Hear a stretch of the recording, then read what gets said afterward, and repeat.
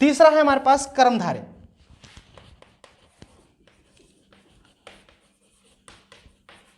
कर्मधारय समास।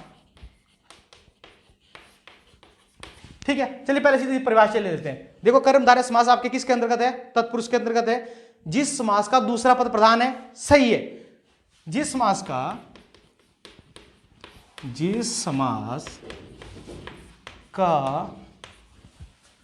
दूसरा पद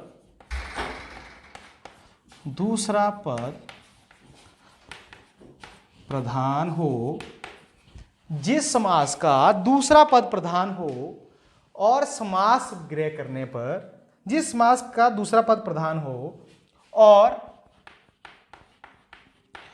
पदों में, पद तो पता है ना क्या होता है पद, हाँ, पदों में उपमेय और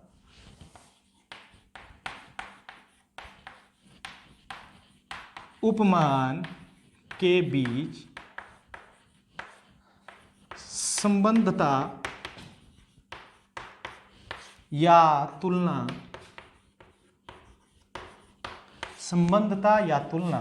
बताई गई हो।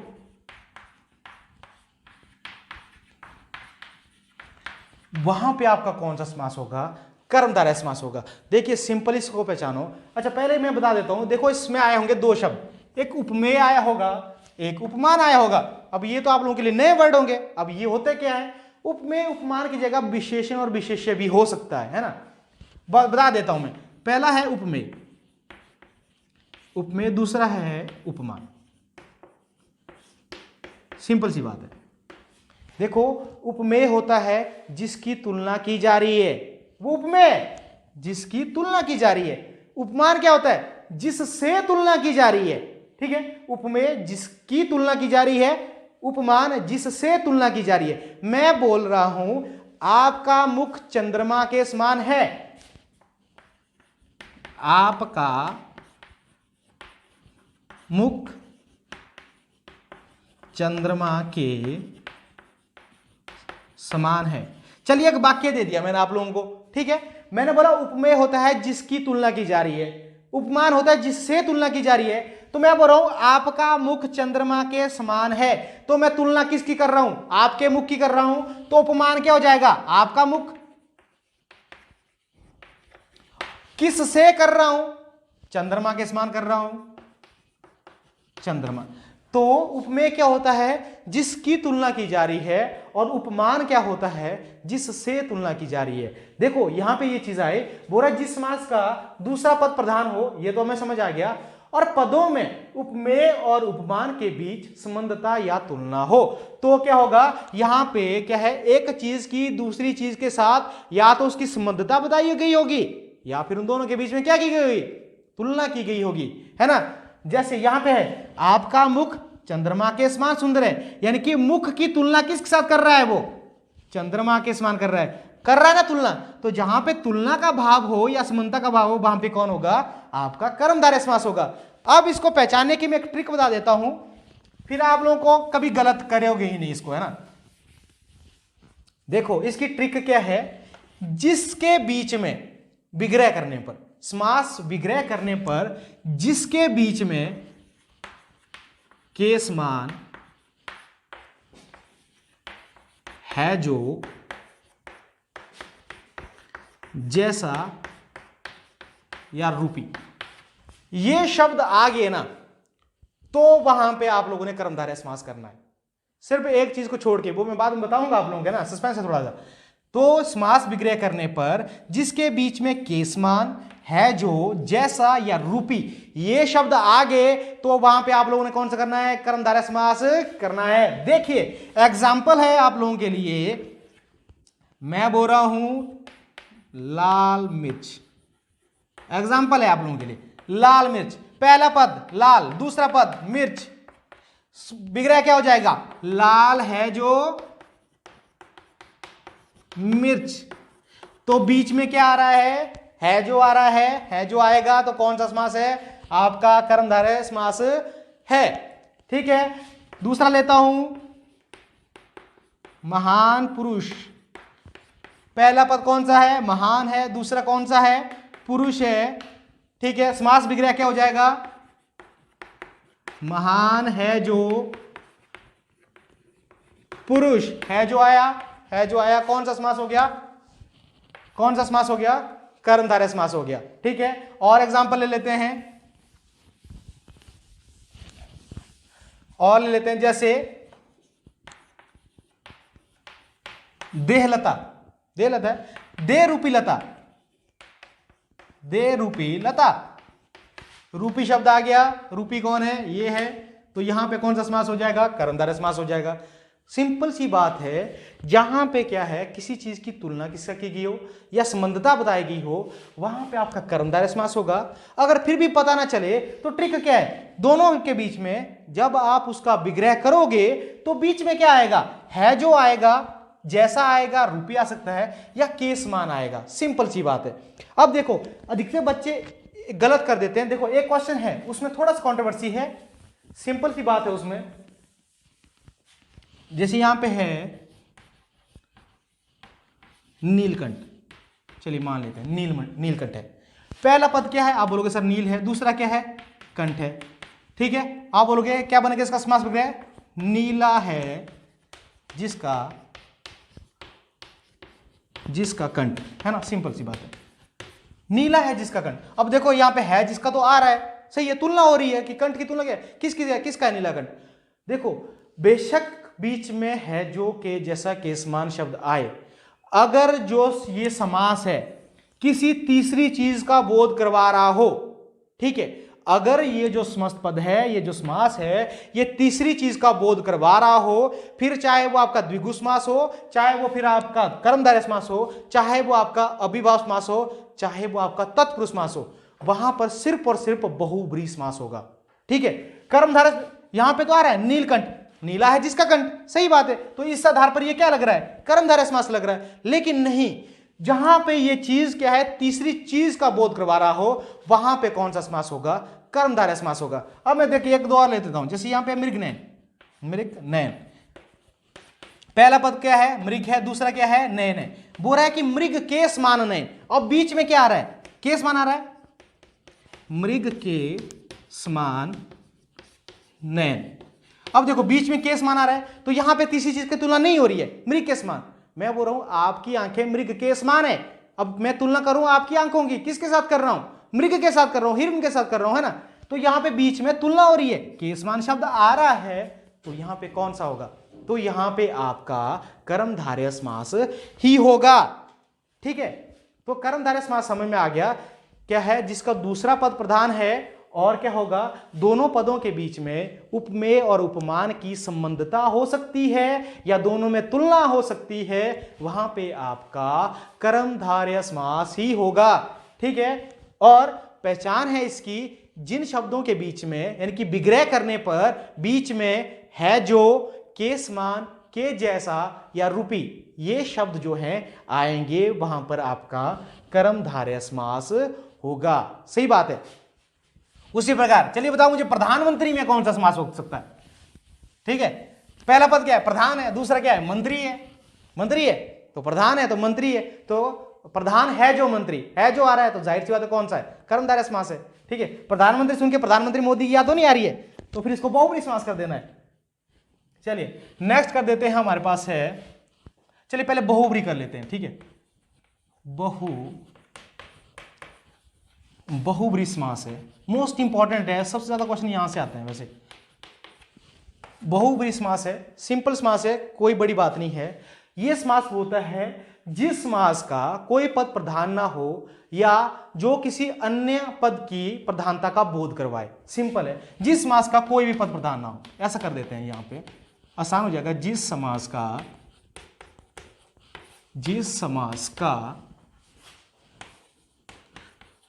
कोई भी पद प्रधान ना हो,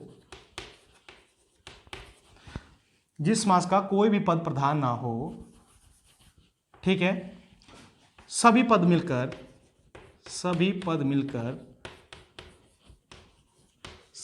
मिलकर किसी तीसरी चीज का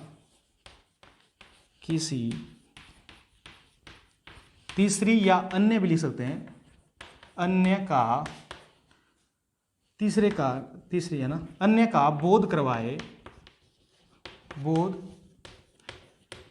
करवाए। अब देखो सिंपल है, बोल रहा है जिस समास का कोई भी पद प्रधान ना हो और सभी पद मिलकर क्या है, किसी तीसरे या अन्य पद का बोध करवाता है, किसी तीसरी चीज का बोध करवा रहा है। सिंपल सी बात है।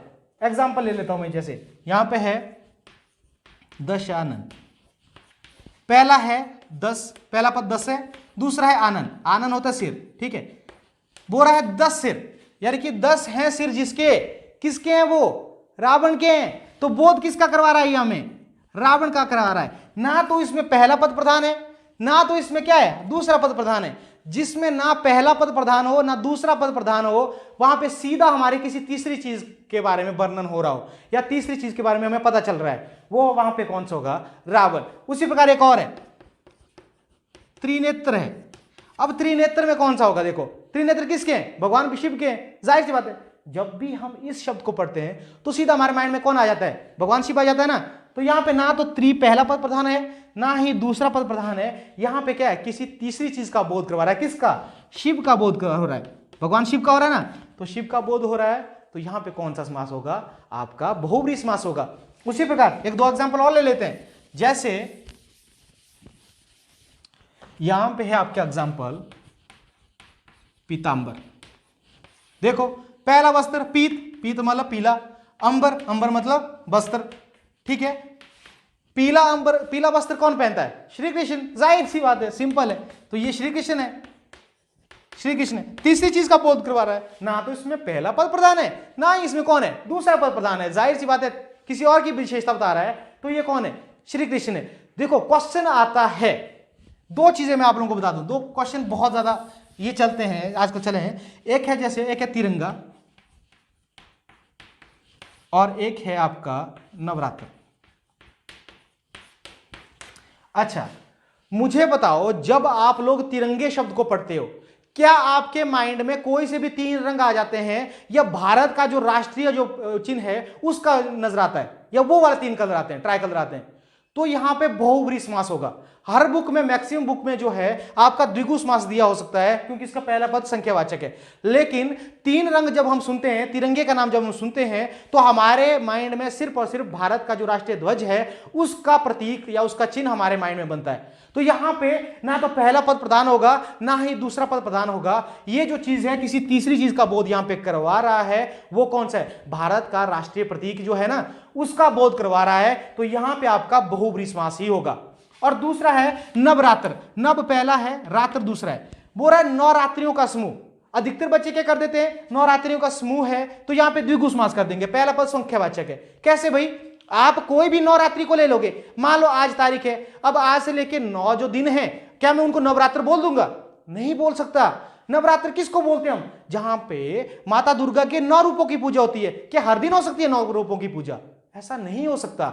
ठीक है, वो पर्टिकुलर कुछ डेज होते हैं जो 9 दिन होते हैं, सिर्फ उन्हीं दिनों में सिर्फ दुर्गा माता के 9 रूपों की पूजा होती है, इसीलिए उसको उन दिनों को क्या कहा गया है, नवरात्र कहा गया है।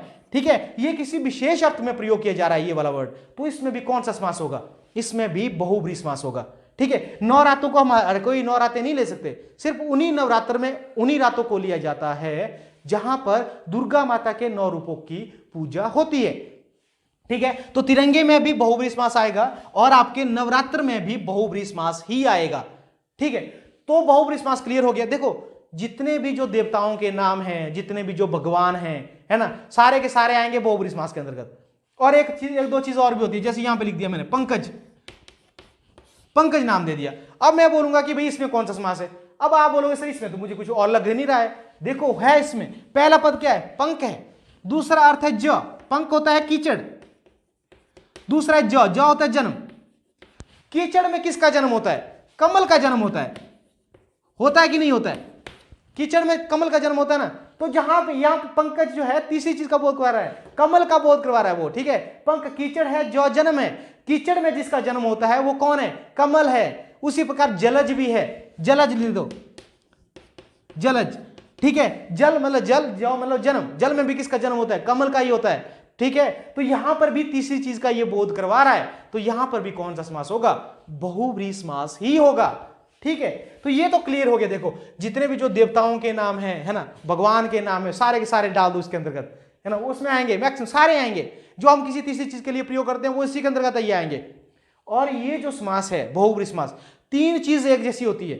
एक आपका योग रूढ़ शब्द, वो भी सेम ऐसा होता है। एक आपकी लक्षण शब्द शक्ति, अभिधा लक्षण व्यंजना शब्द शक्ति आप लोगों ने पढ़ी होगी, वो भी सेम यही है। और एक बहुव्रीहि समास, वो भी सेम लगभग यही ही है। तीनों चीजों में एक ही चीज का प्रयोग होता है। जहां पे किसी तीसरे चीज का भाव का बोध हमें होता है, वहां पे आपका बहुव्रीहि समास होगा। ये हो गया। बात करते हैं द्विगु समास की। सेकंड लास्ट है हमारे पास द्विगु समास।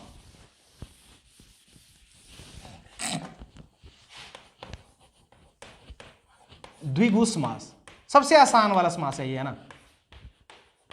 द्विगु समास क्या बोलता है, जिस समास का दूसरा पद संख्यावाचक हो, दूसरा पद आपका प्रधान हो, पहले दूसरा पद प्रधान हो और पहला पद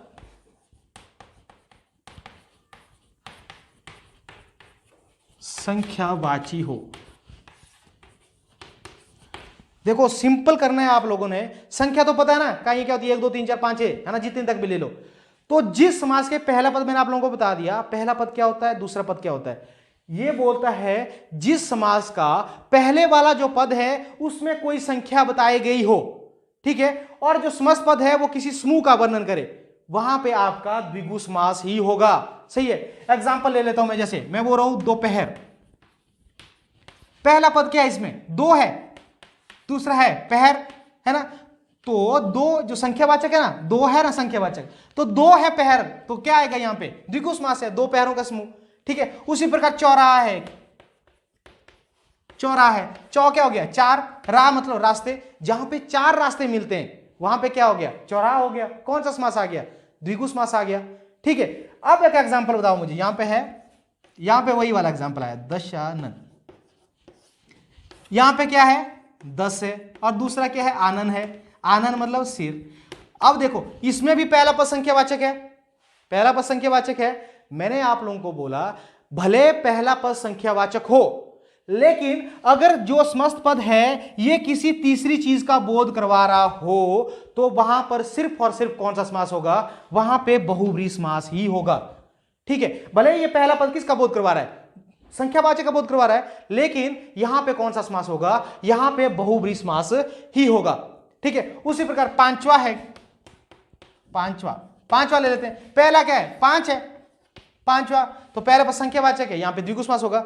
सिर्फ वहां पे बहुव्रीहि समास करना है जहां पे किसी तीसरी चीज का बोध हो रहा है। ठीक है, जैसे षडमुख है, षड मतलब 6, मुख मतलब मुख, 6 है मुख जिसके, ठीक है, तो वो भी कौन हो गया, कौन किसके होते 6 मुख, आपके कार्तिकेय के, सही बात है। अच्छा, और भी है, जैसे दशानन हो गया, त्रिनेत्र हो गया, तो जहां पे पहला पद संख्यावाचक हो, है ना, और जो है समस्त पद किसी और चीज का वर्णन ना करे, वहां पे आपका द्विगु समास कर दो। जहां पे वर्णन कर रहा है वहां पे आप बहुव्रीहि समास कर दो, सिंपल सी बात है।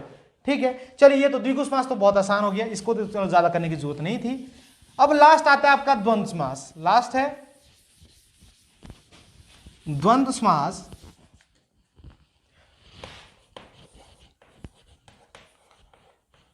द्वंद्व समास, ठीक है, लास्ट बचता है द्वंद्व समास। बोलता है जिस समास के दोनों ही पद प्रधान हो, ठीक है, जिस समास के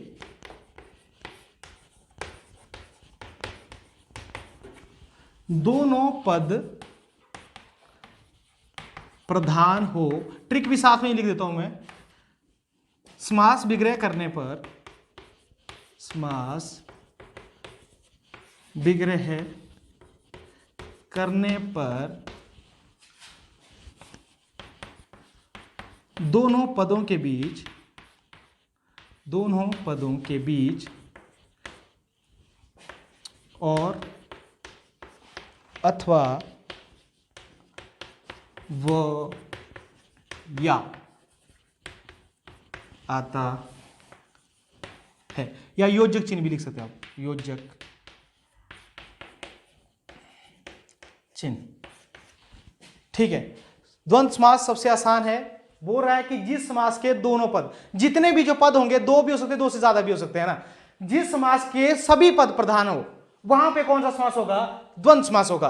पहचानने की ट्रिक ये है, जब आप उसका समास विग्रह करोगे तो दोनों के बीच में और, अथवा, या, व ये शब्द आएगा। एग्जाम्पल देता हूं, जैसे माता पिता, जैसे मैं अभी भाव समास और तत्पुरुष समास में करवाया ना।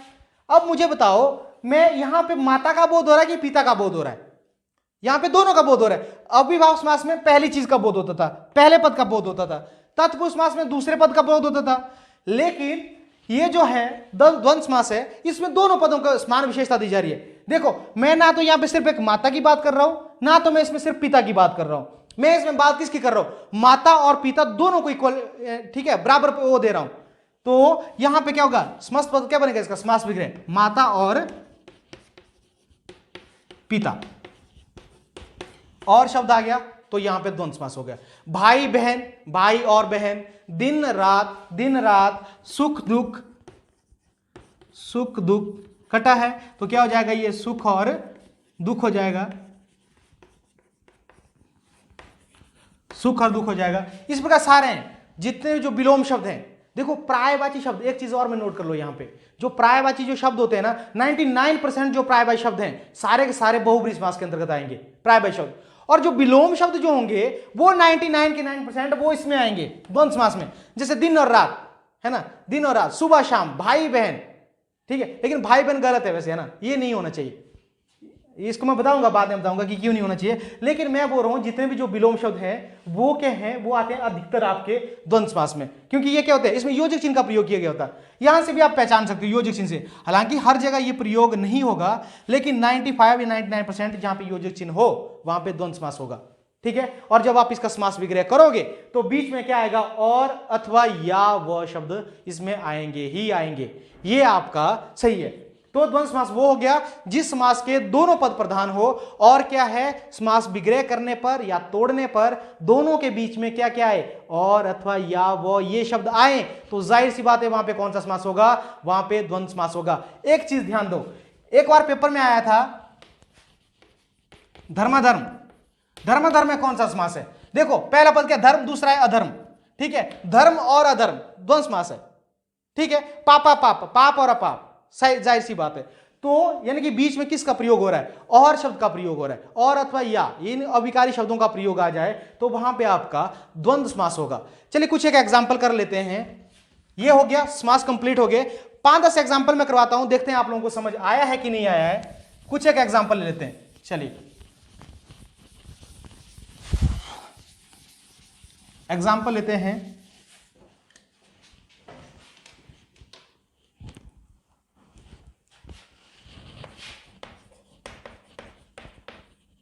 यथासंभव, और ले लेते हैं तत्पुरुष समास के क्या हो सकते हैं। एग्जाम्पल मैं ले लेता हूं। एग्जाम्पल है आपके धर्मवीर, पुरुषोत्तम,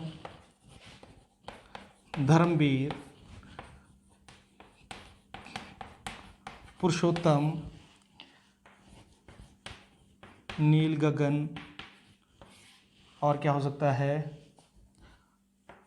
चतुरानंद। ठीक है, कितने? 4 हो गए। एक दो और ले लेते हैं। चाहिए एग्जाम्पल कौन सा है?